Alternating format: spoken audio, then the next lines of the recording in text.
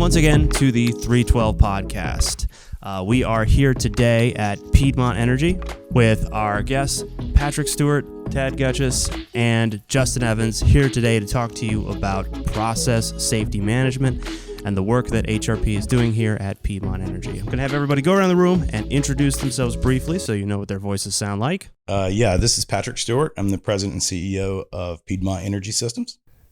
Tad Goetcheus, the President and COO of HRP Associates. Justin Evans, Project Manager at HRP Associates. Now, Patrick, could you tell us about Piedmont, the kind of work that you do here, what the company is, and also your role here? Sure.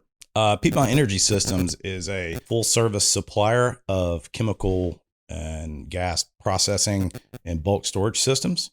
The company has been in business since 1973. I guess I've owned part of the company since the 2005 timeframe. We typically do most of our work for Fortune 500 companies. We do a lot in the automotive sector, building products, HVAC, and we dabble occasionally in aerospace. So what's like a normal day-to-day for a lot of the employees here? Well, obviously it depends on the employee. Sure. But, so we have up in the front, we have most of our engineering and office staff. Mm-hmm. And in the back is our production facility. It's a 50,000 square foot shop. We just designed and built this facility and I guess we moved in summer of 2017. Mm-hmm. We custom designed it exactly for what we wanted to do, and it was a greenfield site.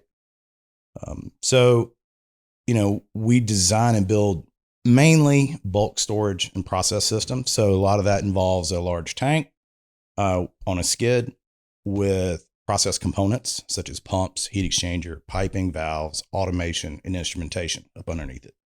And it goes out as a packaged system where everything's pre-wired, pre-tested, and then goes as just a package that gets dropped on the site and there's a minimal amount of utility and process hookup that goes on in the field. So our team here does the core process engineering, detail, production engineering, and then we actually manufacture the systems in the shop. And how long have you been working with HRP for? Well, I guess it was probably early 2000s, right? Early 2000s, 20 to 23 years that we've been seeing each other out in the field is pretty much how it all got started, to be honest with you. What happened was, we got into the field as the chemical and ozone depleting chemicals came about, the different rule changes with EPA. And we had to do different air permits and things like that for our clients. And then they introduced a lot of flammable and toxic materials, which brought into programs on the OSHA and the EPA side, process safety management or PSM and risk management planning. And so as we went to these different client sites, they were modifying their whole way of manufacturing, from bulk storage to how they processed and even warehouse their materials. And it was pretty neat because we would be in Arkansas, Piedmont were there. We'd be in South Carolina. Not a lot of them stayed in the Carolinas. Even though we're from the Carolinas, they were in California. They were in Michigan, Ohio, and we kept on seeing each other. And what was neat was that they were just really, I don't know if it's state of the art, not necessarily that the phrase I want to use, but they were just the kind of kings of the bulk supply systems. When we had to do our work, a lot of the questions we had to work with as far as the process and safety and making sure it complied with the regulations, Piedmont always had the answers from the point of what they were constructing here in the facility, but also what they did in the field, putting it all together. We had to almost be the auditor or legal faction of getting everything in compliance. So we interacted a lot with Piedmont, and it just over and over again, and it formed a pretty nice relationship over the last 20 years. And Justin, what is your role here at Piedmont for HRP? So I typically do the boots on the ground type of work for the PSM programs or the RMP programs. One of the primary things that I typically lead would be the hazard analysis. So anytime you're introducing an acutely hazardous chemical to a site, there's going to be some inherent risk there. So what we will do along with Piedmont is look at what hazards are going to be introduced by bringing that chemical and that bulk system on site, and how are we mitigating or preventing having negatively consequence accidents, or mitigating those to reduce the potential risk to the people around. So in regards to regulatory compliance, in your lines of work, what types of regulations or building standards do you assist your clients with? The alphabet soup.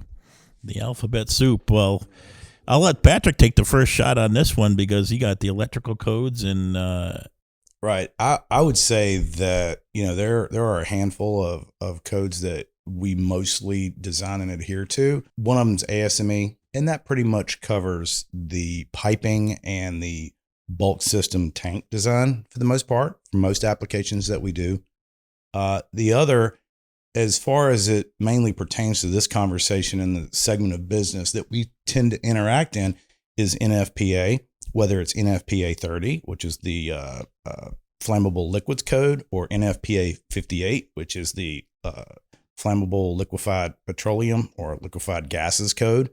Those are the two main ones that we deal with on a day-to-day basis with our customers for the most part. Now, there's also NFPA 497, which gets into electrical and area classifications, which dovetails right into some of the NEC National Electric Code classifications. And all of this really pertains to where you can locate a system on a customer site and kind of the offsets from property lines or from buildings or from other tanks or other critical infrastructure. And it's kind of the main guidelines for that. And then also the anticipation of if there is a leak or a gas release, what are the electrical ramifications as far as the types of equipment, the installation of equipment, and things of that nature in the general areas. And so all of those codes kind of go into an overarching design for us. And,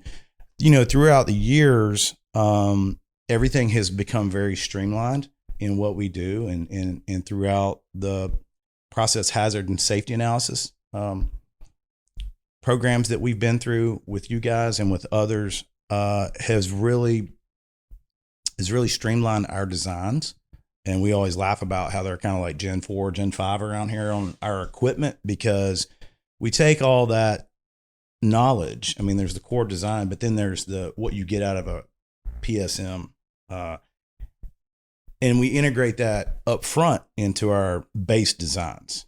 And so the customer gets the benefit of us having done this many times with you guys and with other engineering firms. And so they get a real value add from us. Yeah, I would say that, there's a couple things that Patrick mentioned there is by being able to standardize, there's a comfort level in the design and the safety moving forward. And we just had this conversation. Justin, I want you to elaborate a little bit on this. As Patrick mentioned earlier in a conversation, a lot of times when we've gone into industries who have had to make this change, they've never gone through this before. They understand that, hey, I want to do a new operation, I need an air permit. But that alphabet soup of NEC, NFPA, these regulations, a lot of times we have to even sit down with them and to explain the new life they're about to live. Justin, can you talk about some of the instances you have to do there as you let folks know what their new world is going to be like? Sure. Particularly for some of these facilities that are being retrofitted with a new process or to use a new chemical, a lot of the production staff and the maintenance staff are not comfortable or even aware of the chemical that they're going to be using. They aren't aware of the hazards or how they should be handling it or using it or what precautions they should be taking to prevent getting exposed to it. So one of the primary things we will do when we come in for a project involving a highly hazardous chemical is to make sure that the people working with the chemical understand what the hazards are, what the requirements are in order to be around this chemical and to use this chemical, and how to prevent letting it out of the tanks or the pipes or the pumps that we want to keep it in so that it doesn't get into the facility. So there's a big educational component to our role here. Sure. There's educational, and then there's something that's called mechanical integrity of quality assurance and control testing. Because what does that mean? You lost me on that well, one. Here's the good part of it, and I'm kind of kicking it to both these folks because Patrick will design it to the codes, but he's going to test his equipment and verify on installation that the mechanical integrity passes a certain test standard. And I'm probably messing up all the official words for that too. But then once it gets into the plant, and Piedmont and Piedmont's gone, they still support and do maintenance and things, but the facility takes over with annual testing, 5-year testing, 10-year testing like that. And folks got to know that they need to do pressure testing of piping, or they need to do control system testing. So I'll kick it to either Patrick, because that's one of the things that has really always impressed me about Piedmont is the safety systems they put into their tank and bulk systems, and some of the new things that you're creating. We'll talk about later in the podcast, but it's the real deal. You just don't put them on there. You don't go just vanilla. You actually, I've seen you do training sessions. I've seen you walk out and explain past hours about the right buttons to hit and when to hit them, and some places that need different buttons. Some people get colors, some people get sounds, some people need both, and every place is different. So I think I've kind of pushed it up for you guys can talk a little bit about some of that safety and mechanical integrity checks. Oh, yeah. So, all of our systems before they leave our facility are tested. Whether we're doing leak testing or the ASME tank is hydrostatically tested, and that typically happens before it comes into us. We do electrical proof testing here. So we'll do point-to-point checks on all of our equipment. Most of our equipment is pre-wired here in our factory. So all the instruments and motors and disconnects and things of that nature are all pre-wired to junction boxes or hard disconnects. And so we are testing all of that equipment here in the shop. And we invite all of our customers in for a factory acceptance test to witness all of it. So that's typically very popular. Obviously, when it goes out in the field and gets shipped, it needs to be retested. And a lot of that needs to be retested. And we send our technicians out for that. Typically, the cycle goes, we ship the equipment, and then a few weeks to a month later, the installation is mostly complete, and we'll send out one of our engineers or a tech to do what we consider a pre-check. So, they're witnessing the pressure testing of the field route piping, interconnects to our system, checking the integrity of the electrical that comes into our system. And most of the time, I forgot to mention this, we're supplying a control system. So we're providing a control panel, typically a freestanding control panel that has a PLC, touchscreen, all the power conversion, from 463 phase typically, and step that down with transformers to 120 volt, and then further down to 24 volt DC for all the controls. And it's all in there. And we design all that soup to nuts. We don't make the panels here, but we design them, and they're built to our design. And then we go out in the field and we're testing the interconnects between the bulk systems and our process equipment and the control panel, and making sure that everything is correct, and do point-to-point checks.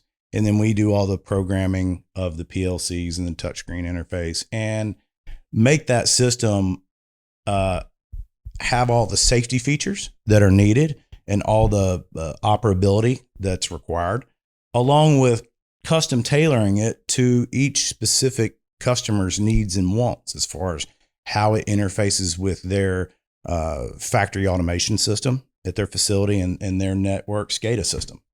So we go out and do the majority of that work in our pre-check. So there's a lot of testing as far as in our shop, integrity testing, and then performance testing. And then we go out in the field and do more testing at the installation, and then provide them with punch lists that all of their subs need to correct before we come back out for final commissioning and training startup.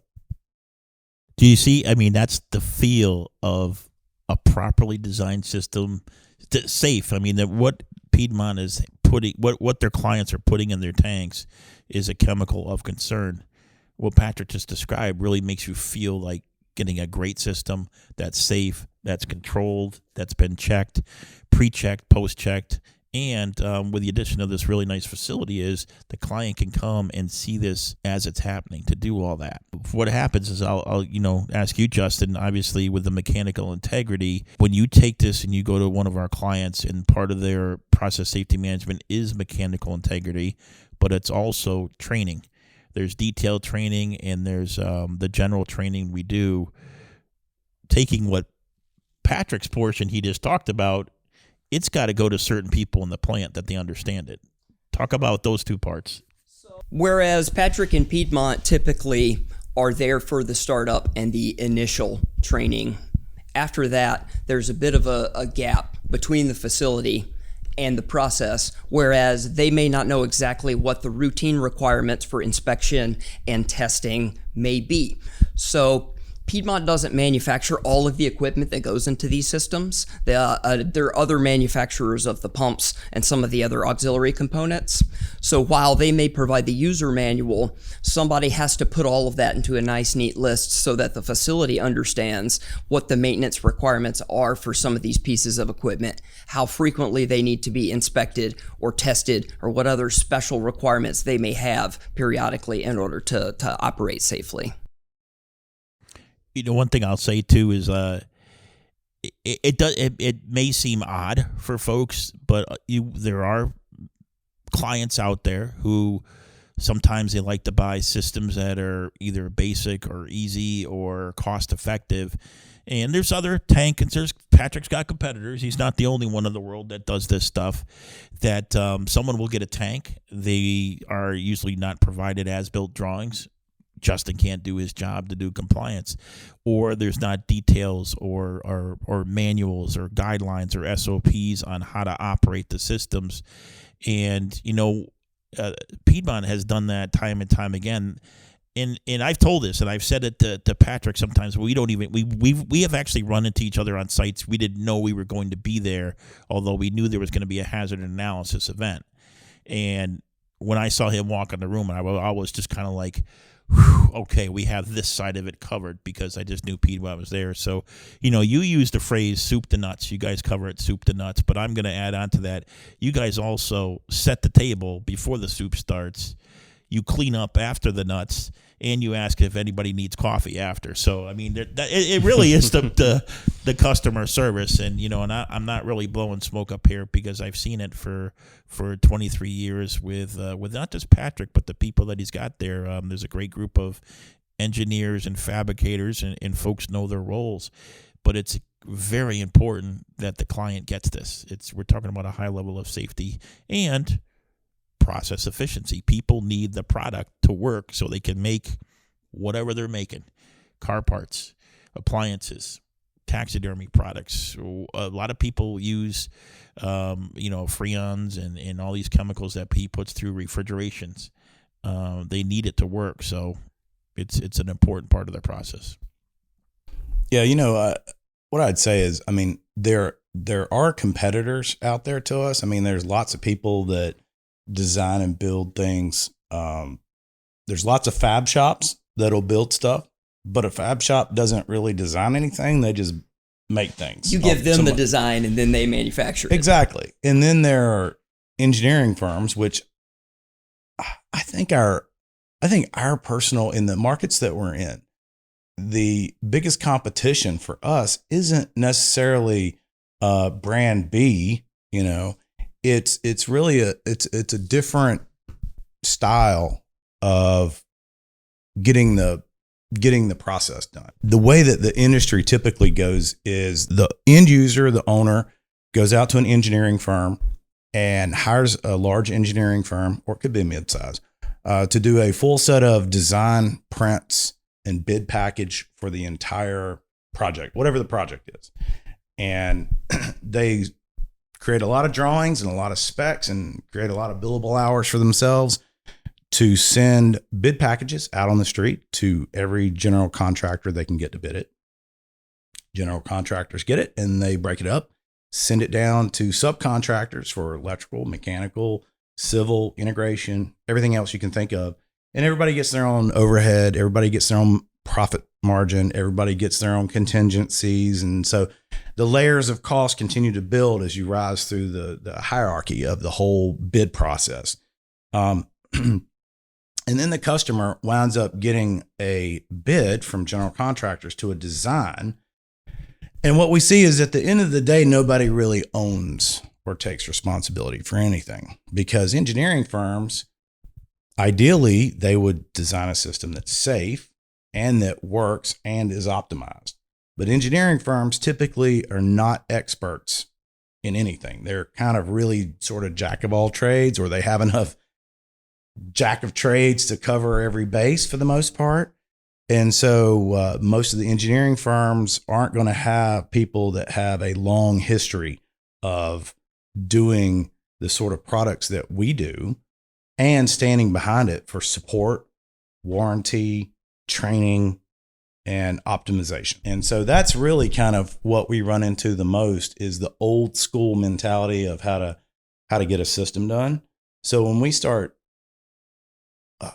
discussing with a customer on a business opportunity, I tend to tell them, if they haven't done business with us before, really the best way to go about it is just kind of draw a big box around the bulk system and the process supply footprint. And it's like, I'm going to quote you everything in this box, and I'm going to give you some flanges around the perimeter of this box that your contractor's going to have to hook up to, and I'll tell you how to hook it up. And then there's going to be electrical. And then that's what you got. And you're going to get a full set of prints. And then you're basically buying a nice package system. And at the end of the day, it winds up being much less expensive typically for the customer to buy a system from us that's fully supported for a long time and warranted and has a lot of PSM and safety that's already integrated into it. And there's no surprises. And that's warranted and has a lot of experience behind it. I was going to say, I think that's a great term you used, was the niche firm to do that, because you started out and you've always been that way, and you've grown and actually supplied more. I think it would have to be completely beneficial in today's marketplace with supply chain issues for what you do and the connections you have for all your systems that you put, that you kind of have a little bit of an inside track to get things pushed through and move faster than the process you just explained, where it's just a lot slower. It's just a lot slower process doing all those designs and reviews, going out to 3 bids. That whole process just seems so arduous nowadays to do all that. And, another thing you mentioned too, and I've seen this in the field, is there is a certain part of what you design in that black box, but there's a part where you then get connected to another part. Piedmont always spends the time to talk to the next contractor vendor firm about the connection and what needs to be done. So many times people say, we're done. Here's your end of pipe. We're out of here. See our parts list for if you need anything replacement. And, you guys definitely backed it up. So niche is without a doubt on that. Any comments from you, Justin, on that, as far as the engineering designs and what you find that's a challenge to you when you're trying to help the client, help the employees, change their mindset of how they maybe operate in a plant with the proper engineering design versus one that might be slacking off, something that might be a generic design versus something that's specific to what they do? Sure. Kind of in the same vein of what Patrick was talking about, I think one of the ways that Piedmont really shines is being able to keep so many of those services, both in design and construction phases, in-house versus everything getting subbed out in a traditional bid package sort of manner, because we find that things frequently get lost in translation, or there'll be nuances that aren't realized by some of the subcontractors for some of the utilities and other components that need to connect to this. Whereas if Piedmont's done the design, once the construction's done and we're out there and we have questions about how things operate or what the safe operating ranges are for some of the pieces of equipment, we know who to go to. We can contact 1 or 2 people and know that we're going to get our answer, rather than have to chase down somebody who has to chase down somebody who has to go find someone who knows the answer that we may or may never get. Herding cats. Yeah. Herding cats is what it is. You use the phrase lost in translation. Piedmont, we've seen Piedmont in Canada. We've worked with them in Mexico. We work with them in the States. And then even like earthquake zones and things like that, by understanding what is needed in their systems, a lot of those systems tend to be maybe over-designed, and things can get, quote, lost in translation. Yeah, I used a language type phrase there too, but it also has to do with the industry and the actual requirements you need to run your process. So it's been great. It's been a quick 23 years. It's great to see the growth that Piedmont has had, and their real nice facility and the shop and everything that they do for their clients. But and just being able to work with them on different projects as we see. Right. I think a lot of what our customers get, they don't know they're getting it until maybe years after the project. It's a lot of the value add, and a lot of that is driven by our experience here. So take, for instance, when we design a system, I have an ASME tank background. I used to design ASME tanks for another company. And so there's a lot. Well, what is an ASME? ASME tank is a American Society of Mechanical Engineers.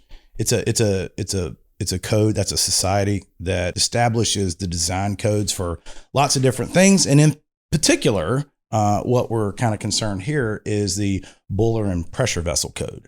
So basically pressurized storage tanks. Okay. And so based on my background of actually designing tanks at tank manufacturers, I know that there are certain style of tanks and certain designs of tanks that the price for a custom special snowflake is more expensive, even though it's lighter weight and lower pressure rating, and it's more expensive because it's custom, or it's got some off size. It's got things in it that drive the cost for no reason. Whereas the designs that we use, and like you alluded to or said earlier, sometimes it's over designed. It can be over designed, but if there's no cost penalty, why not? Why Correct. wouldn't you? Correct. So for instance, some of the blowing agent systems that we've worked on in the past, if you looked at whatever the design criteria was for it and said, okay, let's just say it needs a 50 PSI tank. That's what, an engineering firm looked at everything and said, okay, we need a 50 PSI tank, but we're going to design it like this. And they don't know anything really about tank design other than what's in codes. They might design it a certain way and have it ready for 50 PSI. Well, my experience in having done this a long time and knowing a lot about actual tank fabrication and how plates are procured and put together to form tanks, I know that there's optimal tank diameters, there's optimal plate thicknesses, which don't necessarily jive specifically with what maybe a 50 PSI tank is, right? So I can optimize the design for more common, I wouldn't say it's commercial off the shelf, but it's closer to that, more of a standard sort of design that doesn't really have a lot of engineering and uses very common plate thicknesses and widths and sizes to make a tank that's, say, actually rated for 250 PSI. But because that tank, it uses all standard components, standard design, standard everything, you can get a 250 PSI tank for less than you can get a custom, quote unquote, 50 PSI tank. Oh, and it needs to be vacuum rated. Okay, well, we're going to do a 50 PSI tank, and then we need all these vacuum stiffeners and all this other accommodations just to get it to the vacuum level. Oh, the 250 standard tank, oh, it doesn't need anything because it's good for full vacuum rating. But nobody knows that. Engineering firms and customers certainly aren't going to know any level granular detail of tank and system design to be able to get that. And what does that get for the customer? Well, what that gets for the customer is a 250 PSI tank is a lot more durable, but more importantly than that, it's a lot more functional down the road because a lot of things change in the environments that and in the industries that we're working. They might be using one type of blowing agent or one type of refrigerant right now, and they may the industry may change course in 5 years or 10 years to where they need to use something else now. And that other chemical, maybe it's got a higher vapor pressure. Maybe there's some other design considerations where they won't be able to use a 50 PSI tank.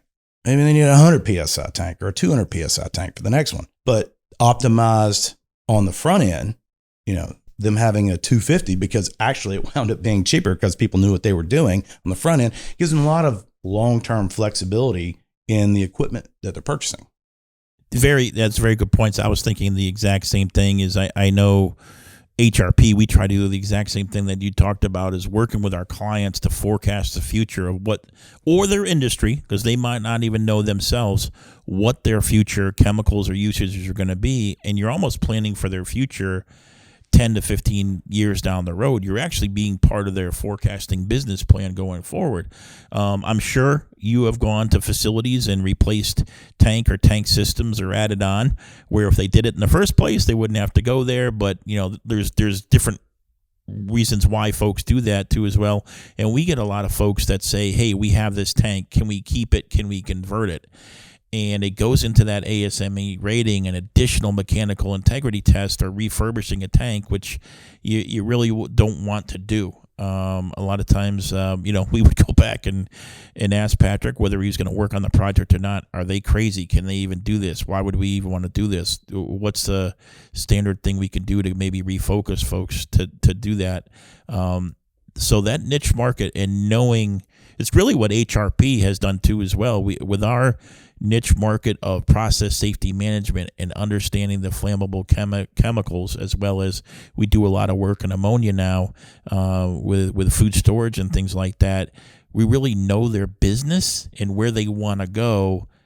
Oh, by the way, to get there, there's a certain part of their process which has a chemical involved. So when Patrick talks about that, knowing the refrigeration business and the history of chemicals is kind of way, things have transferred in the food industry, or college football, when, you used to run the ball and big cloud of dust, and now they have NIL and payment and all sorts of shooting rockets and rock and roll at games and all this kind of stuff. Things change, but understanding those changes and be able to move with it. So that's very good points.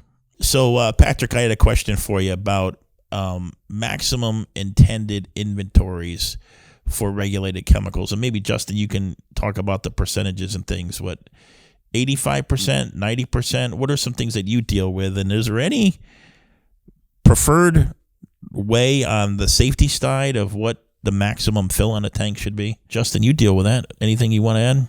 No, I think it's a good question. We've sort of been wondering that ourselves, because we'll have clients, and depending on what chemical they're using, they will have their high limit or their high level shutoff at 80% or 85% or 90%. Is there any sort of standardized way where that decision is being made on how high they will fill a tank? There are guidelines in NFPA 58, which is the Liquefied Petroleum Gas Code, that sets typically limits on the maximum fill volume, or fill percentage, I guess you would say, of a tank. And the real gist of why it's limited that way is it has to do with the thermal expansion of the liquids in the tank. Much like, water expands when it freezes, a lot of the chemicals that we deal with, the liquids themselves expand as they change temperature. They don't freeze. They just get hotter or colder, and they expand. And they have a vapor pressure that also changes, and so it's a 2-for-1. So as it gets warmer, the pressure gets driven up. A lot of it has to do with the expansion and the vapor pressure, and the initial tank fill temperature and the product temperature when it's filled versus what the expected temperature rise will be. So if you look at NFPA 58, there are charts in there that talk about maximum fill percentage at a given temperature. So boiling that down, I wouldn't call it nebulous. It's, people don't need to be thinking about, what's the temperature out today? What are we allowed to fill it at this temperature? No, that's crazy. So for the most part, we limit all of our systems as far as higher vapor pressure, things with a significant vapor pressure, to 85%.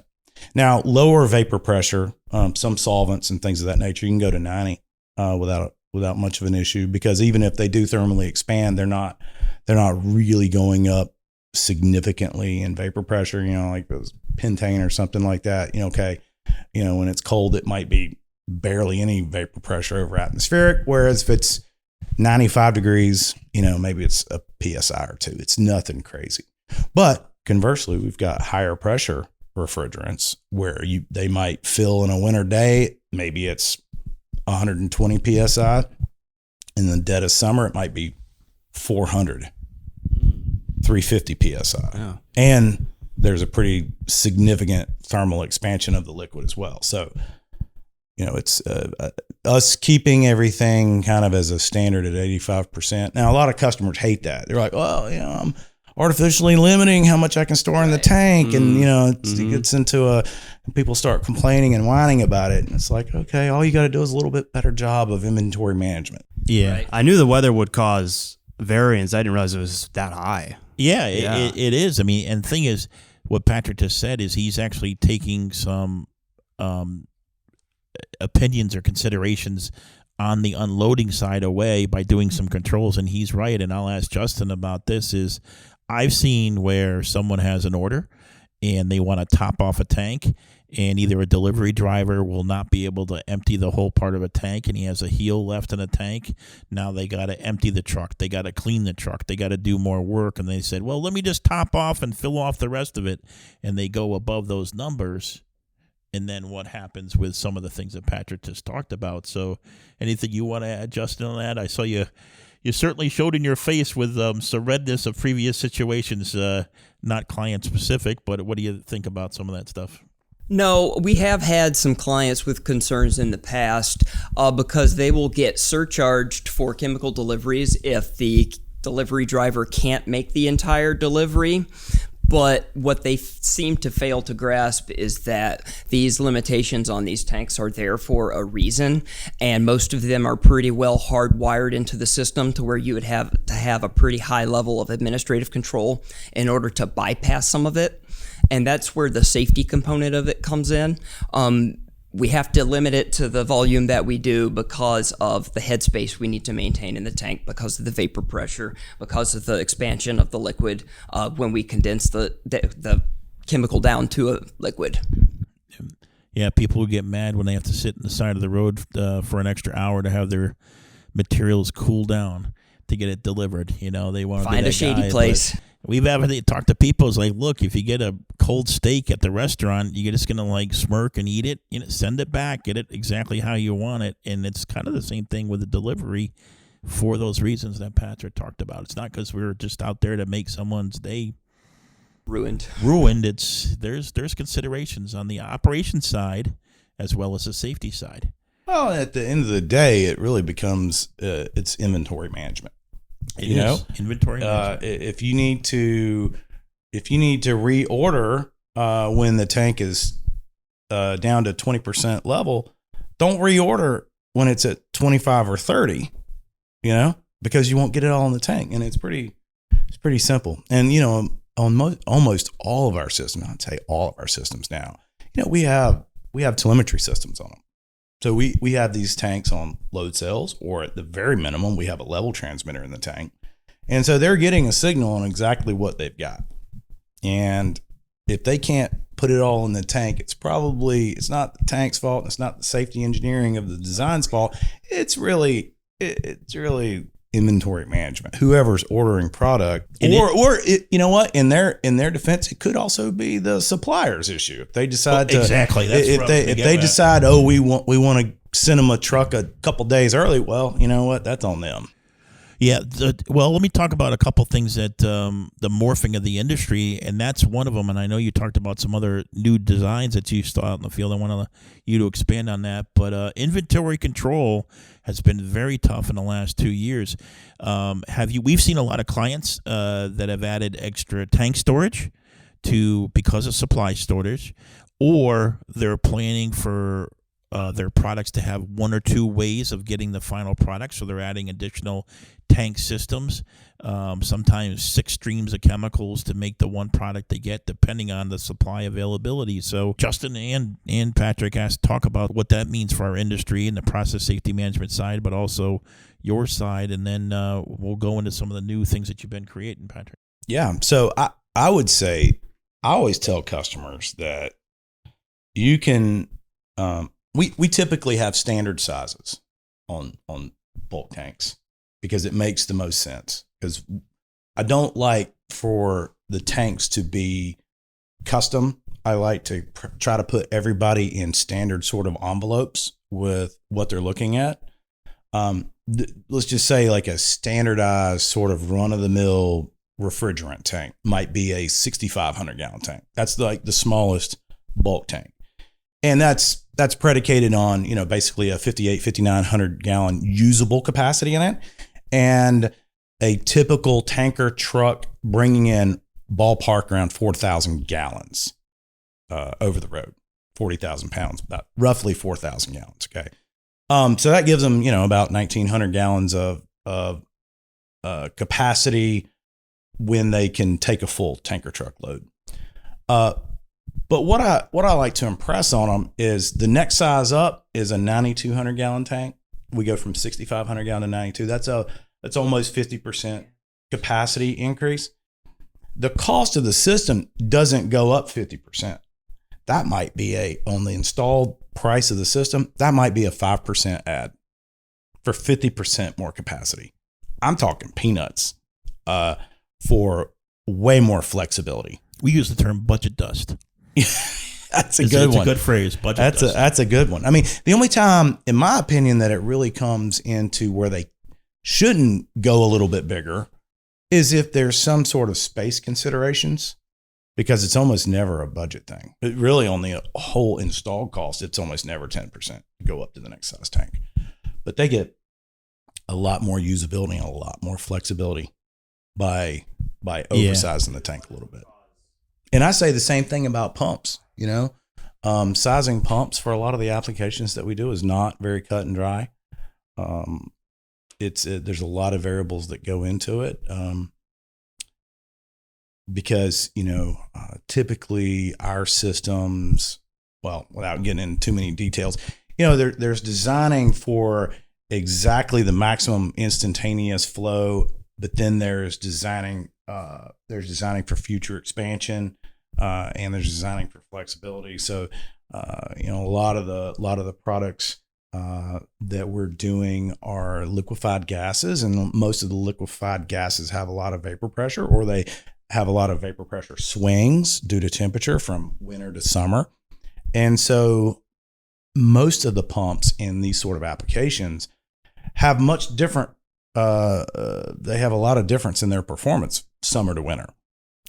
And so you always have to design for worst case scenario, worst conditions, which most of the time that's in the dead of winter. And then you tack on future expansion and production capacity. And so you can very easily undersize a pump with what we're doing. I mean, it looks great on paper, but it gets out in the field and the pump's performing as it's rated, but that's still not enough. And so I always tell the customer, way better off just let's bump up the pump size and then run these pumps with variable frequency drives, and we can dial them back, right? And that's the best way. And then if you get in winter conditions where you need more pump, you can just turn them up, just dial them up a little bit. Or if you have future expansion, you're going to put another line on the assembly side. These pumps will take care of it, because going back later, let's say 3 to 5 years from now on an expansion, and switching out pumps, that's a major process. And it's going to cost 5 times what it would to just design it ridiculous. On the front end. That's a massive change, especially in a lot of these systems where it probably shut down your system. Could shut down your system or a line or weekend work and all. Yeah. I always say the pump is the general of the system. Oh, yeah. It absolutely is the general of the system. Yeah. So I mean, it's tank size, it's pump size. I mean, don't shortchange yourself, because at the end of the day, the installed cost is installing the system. It's not driven really by the pump size, and the system cost is not really driven by the tank size. It's the fact that you're installing it. It's where the majority of the cost is. So, Justin, you've been working a lot with folks who were worried about supply and inventory, and doing a lot of extra PSM work for folks who have been adding more capacity and storage. And now I think it's starting to take a switch too, based on the economy. Maybe people have too much storage now, and some of the material may have shelf life problems and things like that. Thoughts on that either way for what you're seeing out there? Sure. Mostly on the blowing agent side, there was kind of a scramble a couple of years ago, up to and including about 6 months ago, where everyone was trying to snatch up all the blowing agent chemical that they could find. However, they didn't know where they were going to put it. They didn't know how they were going to get it from their intermediate storage into their bulk system when they were ready to use it. They didn't know where to put the tankers while they were kept on site, and they didn't understand that they were introducing additional hazards that their process and site wasn't originally designed for. So about the time someone at the site realizes that, they're scrambling, trying to find someone who can help them iron all that out. Whereas if they had brought in someone like Piedmont at the beginning to design their process, it was probably over-designed to the point where they could already have that additional capacity without having to retrofit a bunch of additional safety features or other site features in order to safely store whatever chemical it is that they're using. Yeah, I remember we had a couple talks recently with some folks who had room in their storage facilities, and it's regardless of what chemical they had, was look at the space you have now, and you want to grab as much storage as you can. Doesn't mean you can design it to be flexible, like Patrick said, to handle a lot of things. Doesn't mean you have to commission it right away. Because it could go one way, it could go another way on that. But Patrick, you were talking about some recent innovations that you saw in the field based on your work with the AC industry and things like that, where you saw an opportunity really to be beneficial for your clients. Can you talk about some of that? Yeah. I'd say in the last 2 or 3 years, we've developed several new products. One I'd mentioned earlier, and a couple that I hadn't really talked about. Let's hear. Yeah. So I guess the first one I'll start off with is, the question always becomes, when does somebody transition into a bulk system? All right. So, most users that are using chemicals of any sort start off with drums, and then maybe move to totes or some sort of IBC container or something like that. And then at some point, the pain gets to where they are like, no, we need to move to a bulk system and simplify our lives and maybe get it on site for, less money and whatever. So there's the capital expenditure cost that they justify in the ROI to purchase a bulk system. Well, some of our customers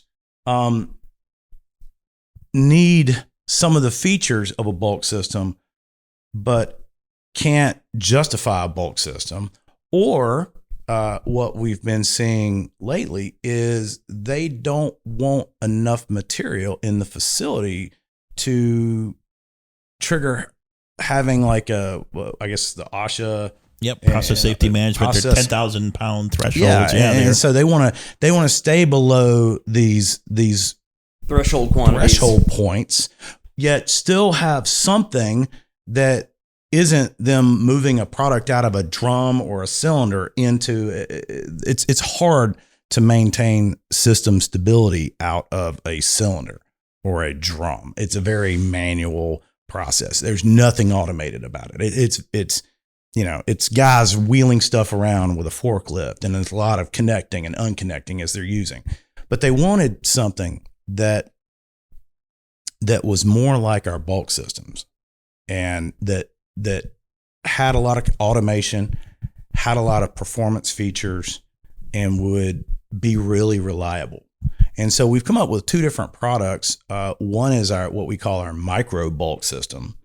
which uses, and this is mainly for refrigerants, but uses half-ton cylinders on the skid. And each cylinder is on basically a floor scale that's integrated into our skid package. And then we have pumps and controls on the skid package that will pump out of the cylinders and then pump it to the plant in a very controlled flow and pressure way. It's very difficult to get the product out of cylinders, especially refrigerant cylinders. Yeah. You can't feed a normal sort of pump. So we have some special pumps that we use with a special control scheme that will deliver relatively stable flow to a customer. But then this is a small scale system. So it would be much smaller runs of supply going to whatever the point of use is, maybe 1/2-inch piping or tubing, that sort of size. And that's called our micro bulk system. And it's all automated. So it has lights on it that will tell the operators when a cylinder is empty and needs to be switched out, and will automatically switch itself over to the other cylinder. So they never run out. They just get a warning that one's empty and to switch it out.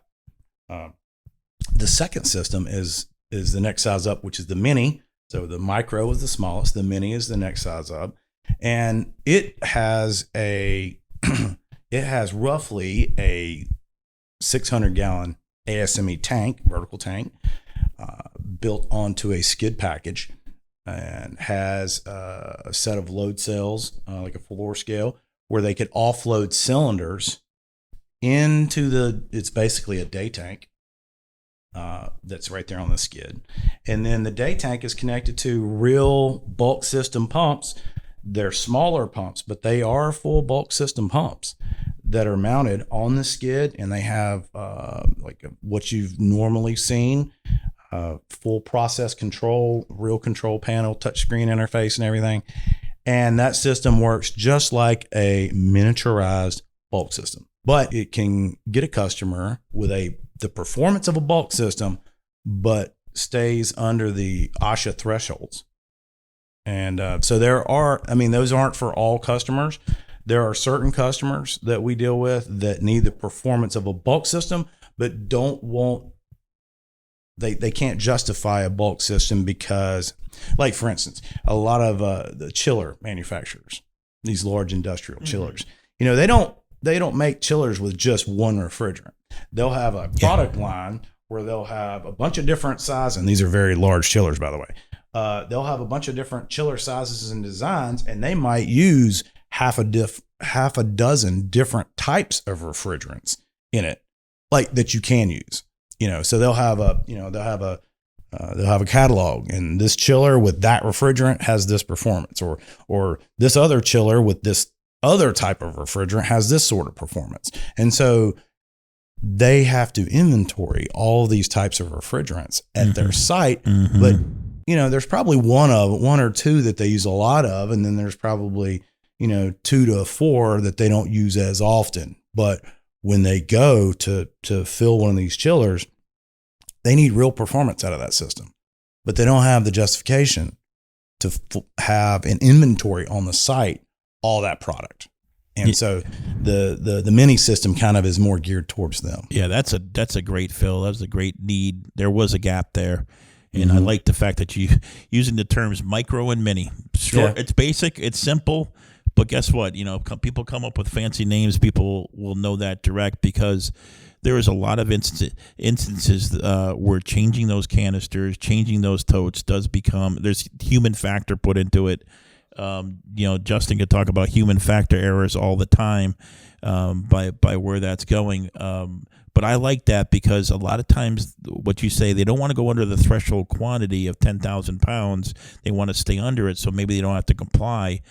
But we always say, so it's not any less hazardous at 9,500 pounds versus 10,500. You still have the same safety considerations. By your solution, you took care of that too. You're all over that on both sides. So I think that's a nice little niche fit that you had for that too. So Yeah, Justin, any word on the human factor part before we talk about the third and fourth change you made? So I really see the benefit to these micro and mini systems that Patrick's talking about, and that's due to the human error component. Generally speaking, what we see most often, if there's been a catastrophic incident related to chemical use at a facility, or even a near miss that could have had catastrophic consequences, it's due to the fact that a human has made a mistake. And anytime you're getting chemicals out of totes or drums, there's such a human labor component to that. Anytime we can eliminate that human labor component, there's less chance of something going wrong because there's not a human to make an error, because the system does what the system is supposed to do. It's the people that you don't know how they're going to react and respond to certain situations. So for facilities that already have those systems in place and can't afford to go bulk, we recommend lots of operating procedures that we train our staff on, and making sure that they understand how to do whatever process or task or activity that we're asking them to do. SOPs and training. I know, Patrick, one thing that we've changed too is clients have asked us to prepare those SOPs and trainings, but we've actually added and said, look, it's worth the extra cost. We will train your folks. Show us how to do it. Show us how to unload a bulk tanker into your truck. We want to be there to watch it all through, which a lot of the chemical suppliers do. But even changing these canisters, prove to us that you know how to do it, and do it 2 or 3 times, and fill out the compliance checklist and understand what needs to be filled out. So there's checks and balances go through. So it's not just the kind of nod, it's the show me part. But you had a couple more things you wanted to talk about expansion or ideas that you had. Yeah. So, as it mainly pertains to the HVAC industry, the HVAC industry is going through a transition right now from legacy R410A systems, which is a high pressure kind of residential refrigerant freon that's been in your home HVAC systems probably for the last 20 years. Now they're converting to more environmentally friendly refrigerants such as R454B and R32, depending on the HVAC manufacturer. They might choose one of the different ones. Most of these have a component in the blends that makes them slightly flammable. So they go from what's a A1 refrigerant, which is a non-flammable, non-classified refrigerant, into an A2 or an A2L refrigerant that is slightly flammable. So the bulk systems themselves have to change because now you have a flammable product. Obviously, I'm sure there's going to be changes at the end user equipment, a little bit of what the customers would see in their homes and all the new equipment. But as far as our customers and the manufacturers of these equipment, guys like Trane and Carrier, Rheem, Lennox, they have equipment in the facility. So you have the bulk system, which supplies the product into the plant, to the charging line where they're putting it in all the units as they're coming down the assembly line. But then they have a legacy. They have equipment there that's reclaim recycling equipment that pulls out refrigerant from systems that aren't right. They're overcharged, or they're maybe slightly undercharged, or there's a leak, or there's some reason. So they have refrigerant that goes in. They got to bring it back out. And the systems that do that are called reclaim and sometimes recycling systems. So the legacy sort of equipment out there, these central reclaim systems that are installed in the facility that do this for all of the charging systems and each line and everything, it's all piped together and comes back to a central point. Those were all indoors. And these systems, because they had always dealt with A1 refrigerants that are non-classified, they weren't flammable. They could be designed to go indoors, and they could be designed non-hazardous. But as we move into the newer refrigerant regimes with these A2s and A2Ls, these systems, in my mind, did not lend themselves to being installed indoors and needed a higher level of engineering and safety built into them. And so in the past, we had not really built these reclaim recycle systems. It wasn't really in our scope of of what we were doing. But in the last few years, seeing that this transition was coming for the HVAC industry, we've been designing and doing research and have started manufacturing these central reclaim systems. But instead of them being indoors, we've designed an outdoor version, which is much more challenging than kind of what some of the legacy systems had been doing. So our systems, these reclaim recycle systems, are outdoors. They're Class 1 Div 2 rated. They are designed to go out near their bulk system, and the level of safety that we've built into them for handling flammable gases that we're recompressing and doing a lot of separation and filtering on has been a challenge, but it's been a new product for us, and we've had quite successful market entry in it. Once again, I just think that's great. I mean, it's the strategic planning and the niche market. You're not going to get that thought and wisdom with the traditional engineering firm that we talked about. And like you said, there's that alphabet soup of regulations that just came back with the design considerations for that. And with today with sustainability and recycling and all sorts like that, you're providing a good solution to reclaim, because I know a lot of folks typically in manufacturing will go forward with what's next, but sometimes they forget about, we have to make a solution about what we are changing out, and that's a neat way of doing that. All right, guys, it's been a great conversation. We've learned a lot about both process safety management and the great work that's going on here at Piedmont. Tad, what are your final thoughts here that you would take us out on for the podcast? Well, my final thoughts are, it had a great time today talking about this, and this conversation kind of exemplifies the relationship that we've had with Piedmont for several years. Always find Patrick very knowledgeable, entertaining, learn something new every time that we sit down, including today. But it's also gives a feeling of now being the CEO and president of the company, as we work with our clients and give them the very best, that when we do see Piedmont in a situation where we can bring them in on a project, we know that they're going to come through. They just have the right mindset of getting the job done as we go through process safety management, and with folks like Justin and the highly talented crew that we have, that they're able to complete the tasks to the best of their ability.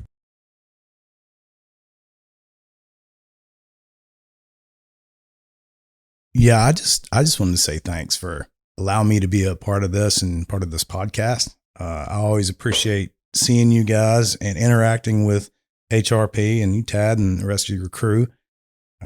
We always respect the work that you guys do, and we try to always not market for you or sell for you, but we try to refer you guys as much as we possibly can. And I don't really do that much for anyone else. No, we appreciate that, so, and understand that, and it's a mutual respect that we have for each other in doing so, because it's the right way of doing things. There's a wrong way of doing things, and it is about, at the end of the day, we want our clients to prosper at what they're doing, whatever part that they're making, but go home to, I believe you said in the beginning, soccer practice, and what was the other thing you said? Soccer practice and golfing and some other things we want to do, getting safe, and that's really what the main goal is. All right, well, thanks everybody for joining us for this work hard section of the podcast. As always, keep listening for the play hard section, or join us on YouTube to see the video portion of the play hard section. We'll see you over there, folks. Thanks.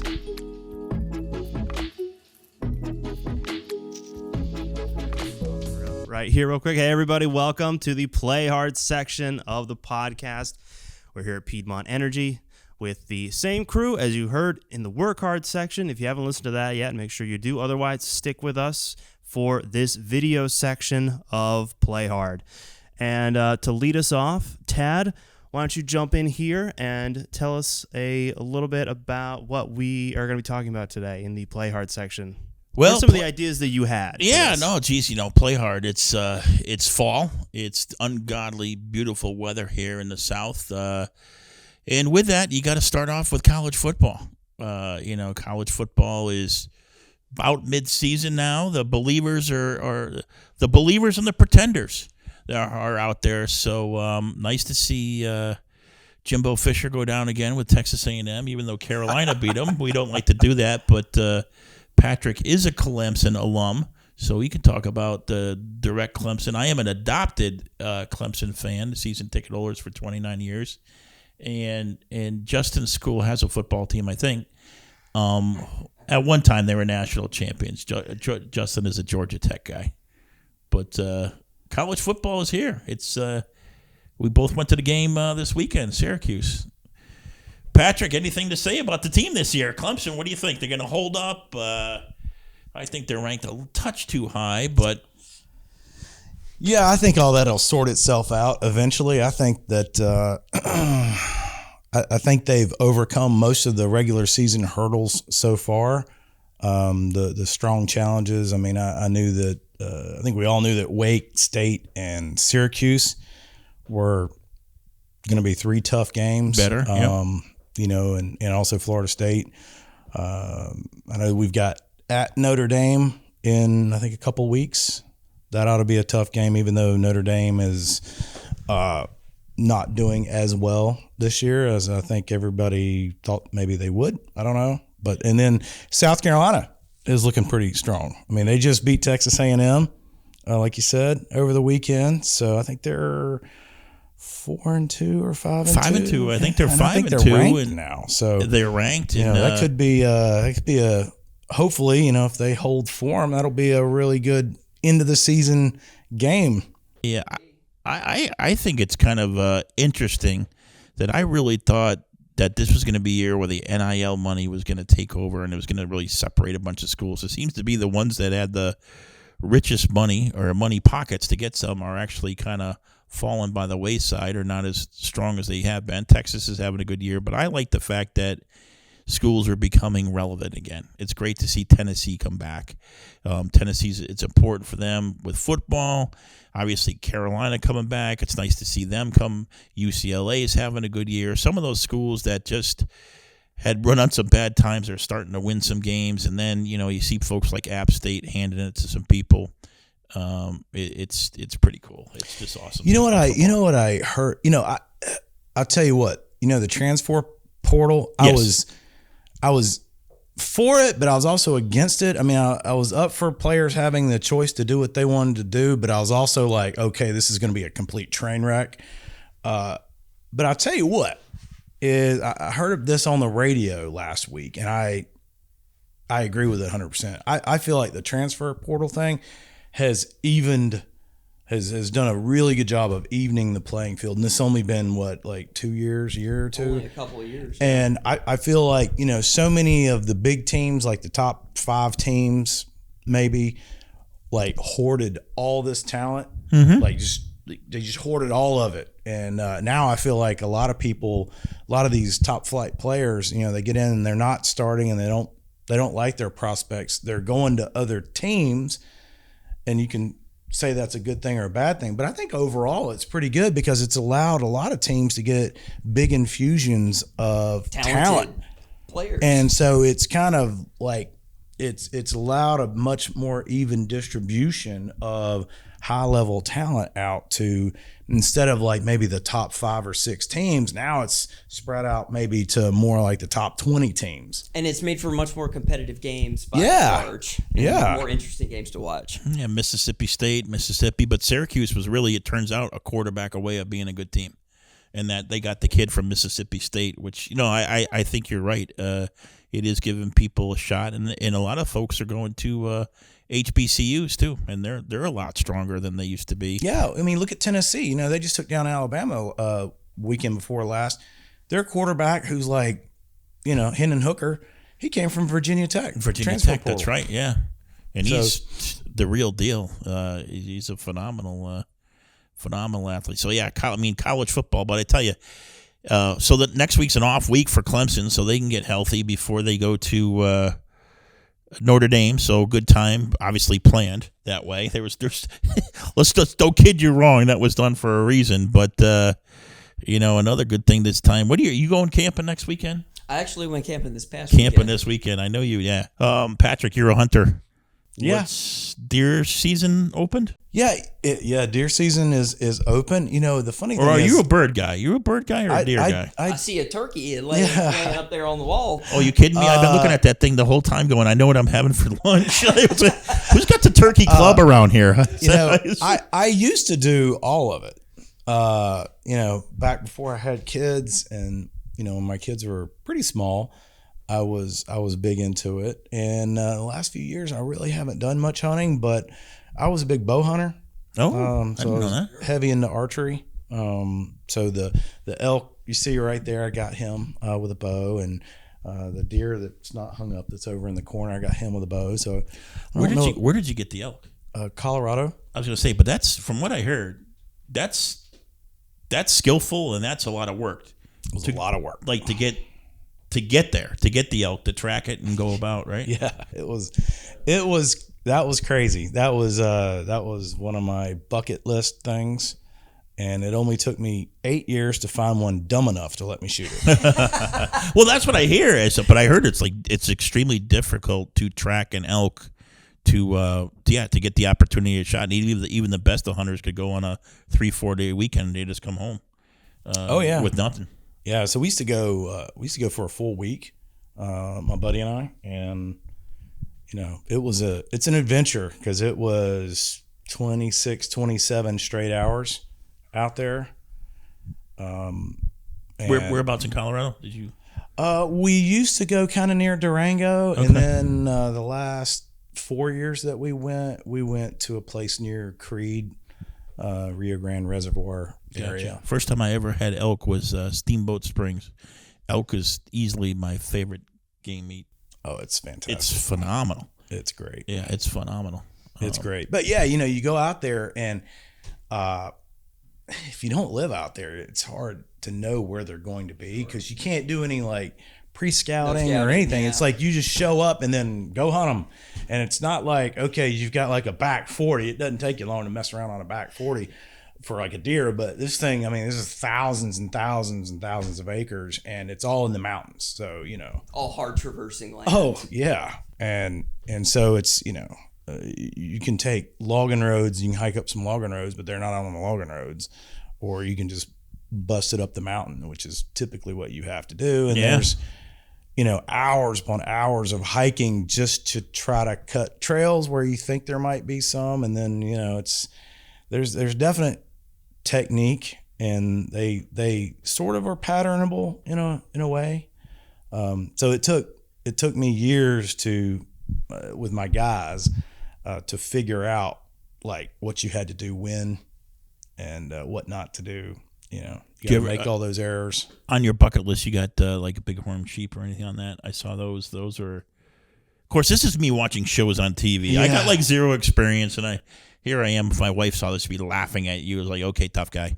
But no, I see like bighorn sheep are like pretty tough to get too, right? I mean, they're those are like a whole different level of crazy. Yeah, that's what I didn't realize. So I saw a show and I'm like, damn, that's like a lot of work. I just don't think I have that in me at this point in my life. It's gonna take a commitment that I don't know that I can. Yeah, I don't think I can go there. You know, I could go back for another one of these guys. I could be talked into that real easy because archery season is fantastic out there. We used to go in September and like the leaves are changing. It was cool. It was still hot as all get out here. Yep. And we would go out there and it's, you know, 60s and the 50s and it's amazing, and all that aspen trees, the leaves are turning yellow like little gold and they shimmer, and oh man, it is just picturesque weather. And then they're very vocal animals, so the bugling and everything. Yeah. This is very, very exciting. Colorado was so gorgeous. I mean, we're out there. It's like, why would people live anywhere else? It's like, I mean, you could go here, and I'm going, I saw a sign that said, hey, you know, make sure you pick up after your horse on the trail. And I'm like, oh my God, you're going camping with a horse. Yeah. How cool is that? And then I'm like, oh yeah, that's right. You got to work and pay for it all. So everybody lives around Denver. And that's where most of the jobs are that pay decently. It's like, that was the part. So, that's cool. So now you won't even sneak out for like a deer now? I mean, it's obvious. There's times like with kids. I mean, I know it to get back out there. Yeah, you know, I need it's on my list, especially with my son, to take him hunting.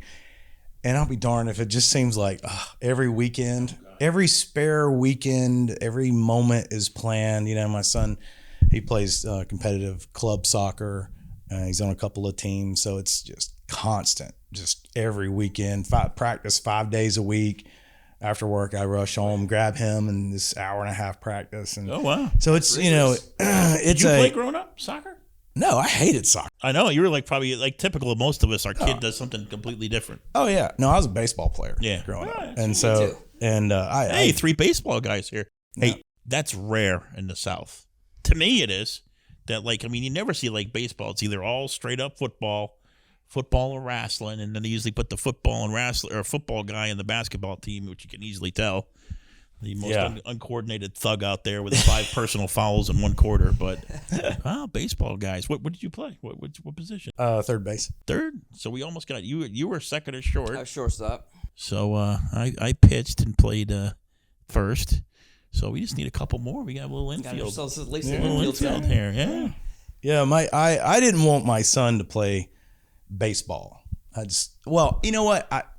Ideally, I didn't want him to play baseball, but I didn't restrict him from playing. When he was little, he and my daughter, I had them.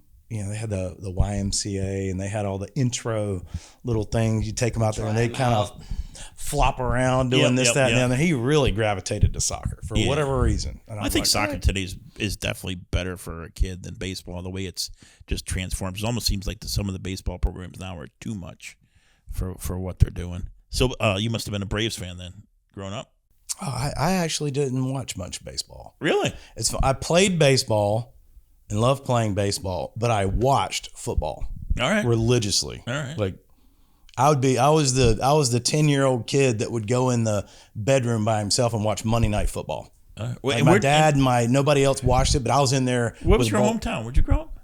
I grew up in Kings Mountain, Gastonia. Oh, okay. Area. All right, Kings Mountain. So what, Redskins fan then? No, I was a Bears fan. Oh. Because, remember William Perry? Oh, yeah. And all that? With the fridge, yeah. The fridge. Yeah, I still can sing his song, the Super Bowl Shuffle. Yep, Super Bowl Shuffle. And then I kind of liked the Browns for a bit after that. But, see, and there's another transition with sports there, too, that you got teams that Phillies are playing the Astros in the World Series. That would have been a nice bet in Vegas at the beginning of the year, putting that on. God, you would have made a lot of money on that too. So, yeah. And what do you pull for? And you still pull for the Falcons? I'm still a Falcons fan, as hard as that is at this point in the year. Hometown, with the kind of year they're having. But if you're not a diehard, then you're a fair weather, and I refuse to be a fair weather. Oh, we know that about you, yeah. But they actually didn't. Up until yesterday, they actually had a pretty good year going. They really better were. Than expected, considering they lost the quarterback and the wide receiver and the running back, and we were playing with mostly third stringers. The fact that they've won any games is miraculous. The Atlanta Dome. Actually, I was so traditionalist with football. You got to watch it outside. And then you go to a couple. And I love going to Clemson games and being outside, and people are always like, "Come on up, and you can have a chance to go in the box." Unless it's 112, I just like to be out there to do it. But there's a couple. I got sold when I went to a couple Falcons game. When you're sitting there indoors and you're going, it's 75 degrees in here, and it's not raining, and it's actually pretty convenient. It's not necessarily a bad idea, and that actually is a nice dome too. It's not the traditional. Crap domes. I still want to go see a soccer game down there. Have you been to soccer in Charlotte with you? Oh yeah. What's that like? Yeah. Oh, it's fantastic. Yeah. I love it. I'm kind of a Panthers fan, and it's been a tough. Yeah. Oh, it's been a tough run. It's been a tough run in the last few years. I mean, I give them credit for Sunday. They gutted it out. They went through some crap this last week, and they gutted it out. But is that where they play? They play in Bank of America Stadium. Ooh. And so the Charlotte FC, the MLS team, I've taken my family to 3 of those games. Oh wow! And it's a wonderful experience. It's great. Is there good fan turnout? Yeah, I mean it's like 35,000 plus people there per game. Fantastic. It's because I know Atlanta's like nuts. It's nuts. Yeah, it's nuts. So I think. What's funny is Atlanta and Charlotte are big rival cities in general. And so, as soon as Charlotte FC was created, they're like, Atlanta United coming for you. Coming for you. First on the list. And so I think it's a fun thing to be a part of. And Yeah, I mean, I've been to obviously tons of Panthers games, but this year, it was the Charlotte FC's first season, so we went to 3 of those with the family, and it was great. It just seemed like it was much more relaxed. There's a lot less people. I mean, it was like half the people of a Panthers game, so parking was easier and traffic was easier, getting in and out was easier. So it was a lot more relaxed. Yeah. I enjoyed All the it. things you like with less of the things you can't stand and try to avoid. Yeah, and the funny thing is, I was telling my family, I was like, I go to a Panthers game and I'm just irritated the whole time. Yeah, I'm so irritated because they shouldn't be like this. They should be better. But the Charlotte FC, it was like, they're brand new. It's kind of like, well, I'm just here to have fun. I'm just here to watch. Yeah, exactly. Let's sing and chant and I tell you, every game we went to, they won. Yeah, it's the opposite of Clemson then. Home games for you. Although you broke the streak. I broke the streak. That's right. Every streak has to be broken. It's broken. The curse is broken. Yeah, that's what they say in sports, right? Every streak has got to be broken. So, where's the next escapade for you for hiking? And you go right up until the frost, right? And no more bear stories this year, right? I know you had a couple bears outside the tent. That last year or the year before? Bear encounters in my camping life, but we'll probably go camping here in the next couple of weekends. I don't know if it'll involve a hike, but we'll camp all the way through the year in a tent. You go through the winter too? Oh wow! I think we camped in January, February 4 or 5 times last year. Yeah. We have a little space heater we take in there that's propane. It's the only one rated to use indoors. Yeah.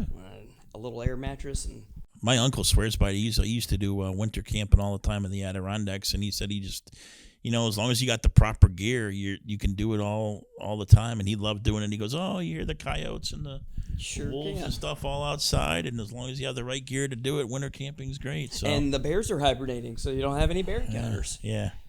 Justin had a couple that came outside the tent where he had to finish the night in the car quickly. It was bears? Yeah. Yes, it was a thing. I'll tell you what's crazy. When I used to elk hunt, we would camp. I mean, so we had a base camp, like a wall tent camp with a stove and everything in it. But sometimes, depending on where we found elk, you'd need to camp where they were, or nearby. And we had these hammock, hunting hammocks things. They were different than kind of like the ultralight hammocks, but they were definitely portable. But man, that was nuts being on the side. I mean, you could set up those things on almost a cliff. Yeah, you just needed 2 trees, and so we'd be out there sometimes, and just the crazy stuff you'd hear. I mean, there was a bunch of times where we had packs of coyotes that would come through that literally would run. It sounded like they were running under our hammock. Yeah, I mean, it was nuts. Yeah, because it's like what showtime. I don't know if they night, were. right? I don't know if they were chasing something or whatever. But you'd hear all kinds of crazy noise.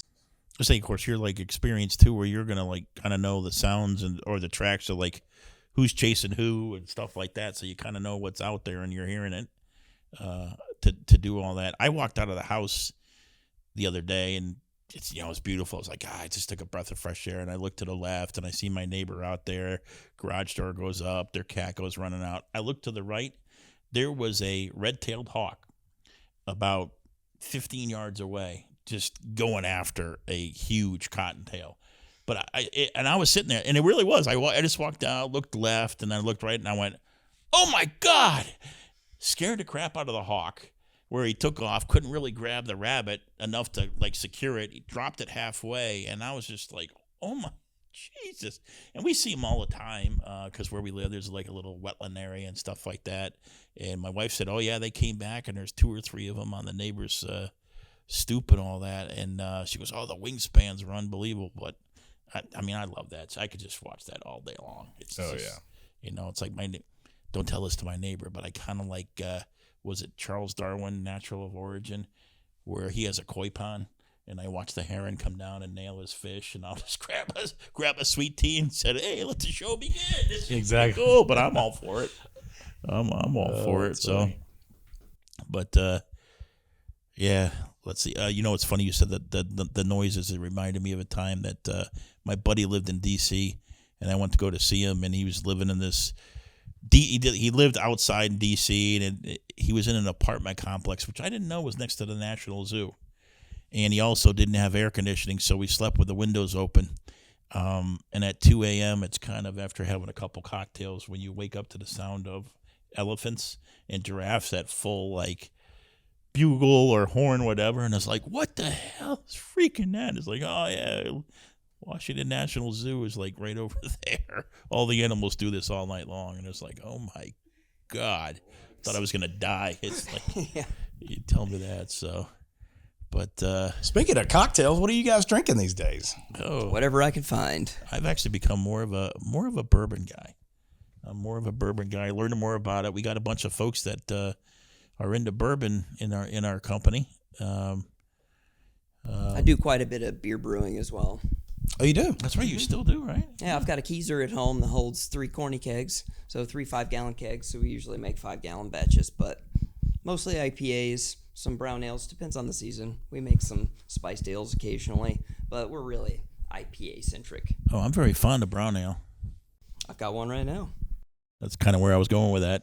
Oh yeah. Can't do the IPAs, man. There's too much hops for me. It can be. I am the same way. I know everybody goes for it. I like brown ales, and back in the day, I actually did like red ales, but I'm like the total brown ale guy. Yeah. Man, I'll do a pilsner, like a normal pilsner, and ales of most types, but the IPAs, man. Yeah. So are you bourbon, rye, whiskey? What's your? Oh yeah, I love bourbon. Bourbon's your thing. Yeah. Mm-hmm. Any particular brands or?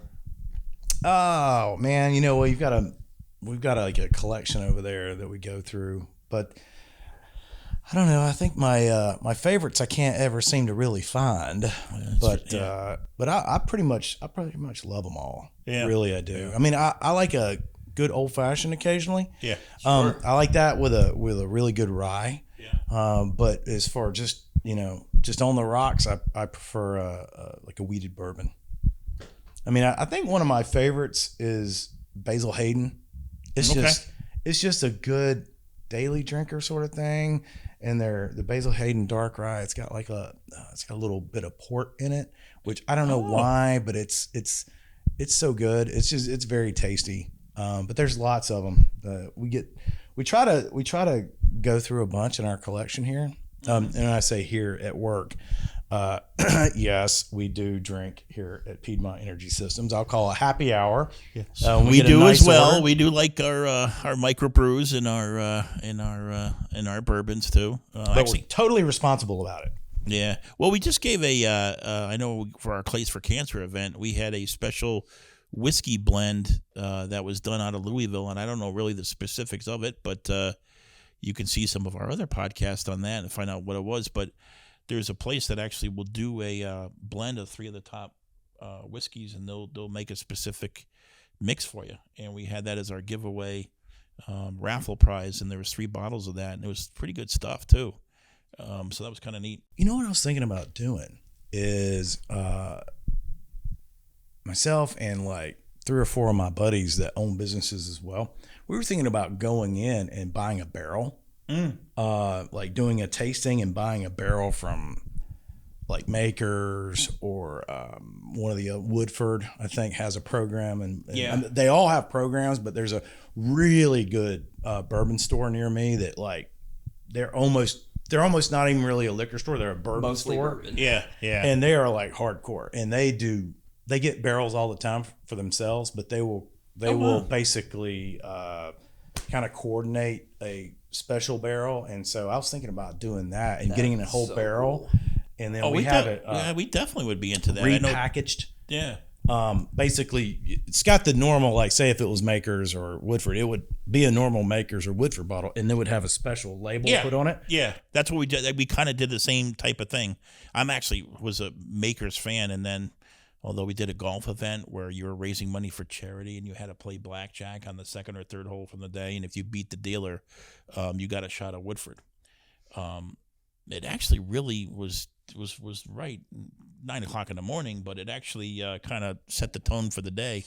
But that was pretty good. No, but yeah, because we ended up labeling it with HRP labels, I believe, Tom, that we ended up having for that. But it was from one of those places that made the mixes, right?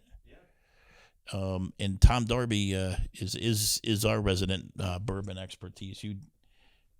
I'm saying yes for him on that idea because I know he'd be in, but I know Dan Titus would be put into it. A bunch of us folks would like that. I want to say I think it's close to 250 or so bottles out of a barrel. Oh wow! So I mean that's a lot of bottles of bourbon. A lot of bottles of bourbon. The same bourbon. So it's good to go in with some other people so that number one you split the cost, but I don't know what you do with two. I mean, you can give away a lot of bourbon, but that's still a lot of bourbon. Exactly. Too. Honestly, when we ever do to a trade show or a trade fair or something like that, a lot of times our giveaway prizes are bourbons.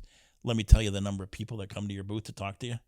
Oh yeah. Oh, absolutely. It's been a winner forever. The biggest one I ever saw was when we did the South Carolina Law Conference down at Kiowa Island, and this is one where all the judges are, including the South Carolina Supreme Court. They hovered over that drawing. They were all over our booth when we had different distilled spirits available, and they were all from the upstate too. We all got different samplings. So that's yes, we do enjoy our bourbon. Oh yeah. What else? What else you got? What else we got going on here in the play hard section? Oh, Ted, I did go skydiving this year. Oh, yeah, that's right. You did. Yeah, you're right. You forgot. With my mom for her 60th birthday. Justin's got an awesome mom who's just let's get it done. Whole family went, right? Except for the one, except for my dad. My dad's not much for heights, but I went. Yeah. My sister went. And my mom went, and we went for her 50th birthday 10 years ago. Then this year was her 60th birthday. She wanted to go again, so we went and jumped out of a plane. Nothing against your dad or your brother, but I'm with them on that one. Maybe they're most sane people out of that it's group. It's definitely a lifestyle choice. And you did that in Atlanta, right? Mm-hmm. You were like, what, 7,000 feet up? And 15. 15, perfectly good plane. He wants to jump out of it. Would you ever jump out of a plane? Probably. Yeah. Probably. I was going to go in your younger years. Maybe it's a little different. I remember not just throwing that out there. When I was 18, I did the bungee jumping in Myrtle Beach. Gotcha. Mm-hmm. Yeah. Well, that was a rite of passage. Yeah. Which, looking back on it, was like complete train wreck. Like, oh my gosh. Luckily, you made it out. Yeah, I think that only lasted. I think they only had the bungee jumping there for 1 or 2 summers. Oh, absolutely. Somebody died and they got sued to death or whatever. They ran out of the duct tape. They ran out of the duct tape to fix the thing. I remember it was right beside. I think it was 17 or whatever. Yeah, and it was like a parking lot. And they had this crane set up with a thing, real official in a cage. And you went up. And I remember I jumped off, and it was like the first bounce you went straight down, and then it was like boing, and then I went out over 17. And I swear, if a tractor trailer was coming by, I probably wouldn't have been 5 feet from the top of it. And I was like, this is a bad idea. Well, this is a bad idea the second I decided I was going to jump. We're totally spoiled in this part of the country. I think we as in Carolinians in particular, and even people in Georgia, North Georgia in particular, we take it for granted. The fact that we can be at some of the nicest beaches in the country in a few hours, and we can be in some of the prettiest mountains, mountain country, in a couple hours. Also in a couple hours is really kind of amazing. I mean, really the only other state that kind of has access to what we have is really kind of California, I think. Yeah. No, you're right. No, we do, man. I do think we take it for granted. I absolutely do. Because I always talk to people about, you can go hiking, an hour hike, not too far from where you live. Maybe you go 45 minutes and go for a hike. You can get one, but everything has eye candy. Like you see a waterfall, but it's like a 3-story waterfall.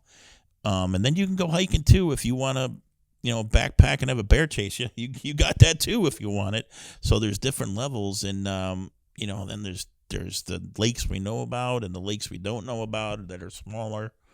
And then it's phenomenal, but you're only, you're at the foothills of the Blue Ridge. You push it a little bit further, and you're up in the Shenandoah Valley of Virginia, or you're in the Smokies, and you're like, okay, there's not bad. And I always make the statement about Charleston too. You can talk about it at breakfast and be sitting there at lunch. You can actually say, we really haven't been to Charleston in a while. It's like, well, let's go to so and so's for lunch. And 12:30, you're sitting there eating a crab cake, looking out at the what you call it, the island there, the Fort Sumter, and it's like, well, that wasn't hard to get here too, and you'd have all that history. So a lot of good stuff to do here. It is definitely a amazing place down here in South Carolina. very happy to have been able to visit it, and definitely great to everybody come out here and speak with you today, Patrick. Everybody, thank you for joining us today on this episode of 312 and for staying with us for the Play Hard section of the podcast. If you are listening to us, make sure to rate us 5 stars on the audio platform of your choice. It really helps us out. And if you're seeing us on YouTube, make sure to like us, subscribe, and hit the bell for notifications on the next time an HRP video comes out. Thank you so much again, everybody. Patrick, thanks. Thanks all. All right. Thanks, everybody, and thanks, guys, for coming in and visiting with me. I appreciate it. Thanks for having us. Yeah, no problem. Thanks, everybody.